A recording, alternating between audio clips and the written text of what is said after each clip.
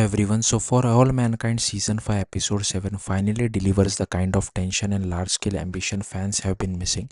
But at the same time, it also highlights one of the show's biggest current problem. It no longer seems fully interested in the space exploration story that originally made it special. The episode titled The Sirens of Titan centers around Sojourn's dangerous mission to Titan, and for the first time in a while, the series actually feels like classic for all mankind again. The moment Kelly and the crew realized Cosmos One's calculation were wrong and the mission could completely fail, the stakes instantly return. Suddenly, every decision matters, every maneuver feels terrifying, and the audience get that old feeling of watching humanity gamble everything on scientific progress. That's the version for all mankind viewers fell in love with in earlier seasons. The suspense of astronauts making impossible choices in unfamiliar environments has always been the heart of the show, and episode 7 proves that the formula still works incredibly well when the series actually focuses on it. The problem is that the Titan mission doesn't feel like the main storyline anymore, even though it absolutely should be. Instead, season 4 and 5 have spent huge amount of time focusing on mass politics, labor disputes, riots, and social instability inside Happy Valley. Those ideas aren't necessarily bad on paper, but they have gradually consumed the show to the point where the actual exploration side feels secondary. Episode 7 unintentionally exposes this imbalance because the Titan scenes are much more exciting than almost everything happening back on Mars. Even the danger surrounding Cosmos crew lacks emotional weight because the show barely developed them beforehand. Their mission feels more like a plot device than a fully realized parallel journey. There is clearly a stronger version of this season where the competition between Sojourner and Cosmos become the emotional backbone of the story, with both missions racing towards history while dealing with catastrophic risk.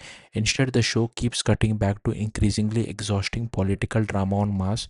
The Happy Valley storyline jumps ahead 6 months after the US government labels Mars rebel terrorist, and tensions are supposedly escalating. But despite all the talk about instability, much of the storyline boils down to characters sitting around discussing Detroiting conditions without much real momentum. Compared to the suspense of real space travel, the political material feels painfully slow and disconnected from the spirit of the series. That contrast becomes especially noticeable during the dome breach crisis. A collapsing habitat dome causing food insecurity and panic should feel terrifying, but the impact is weakened because the season has spent so much time on fragmented subplot rather than building a focused central conflict. Then there's Alex Baldwin's subplot, which feels completely out of place tonally. Watching Alex obsess over birthday sex in the middle of a high stakes survival narrative feels bizarrely disconnected from everything else happening in the episode.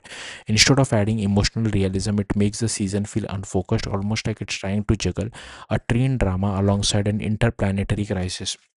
The episode also creates mixed feelings around Katie's leadership during the Titan mission. The show clearly wants viewers to admire her determination and willingness to push forward despite the risk, but because the season hasn't spent enough time developing the crew dynamics or fully exploring the mission's emotional toll, Kelly sometimes come across less like a visionary leader and more like someone reckless, ignoring obvious danger. Wald's concern about continuing the mission despite mounting problems are completely reasonable. He essentially argues that the crew is falling into the sunk cost fallacy, refusing to turn back because they have already sacrificed too much to quit now. The episode ultimately validates Kelly because the mission succeeds, but success doesn't necessarily erase how dangerous such choices were.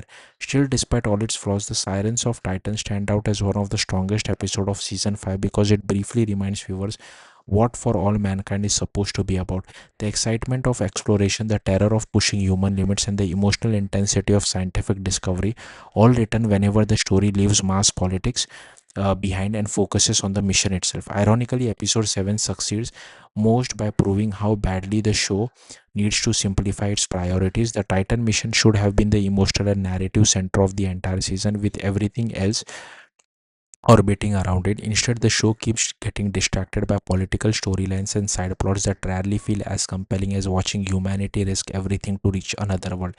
In the end, the episode is both encouraging and frustrating. It proves For All Mankind can still deliver the thrilling space drama that once made it one of television's best sci-fi series, but it also makes it painfully obvious how much time that the show has wasted focusing on stories that simply aren't as interesting as humanity reaching for the stars. Thank you for watching. Bye.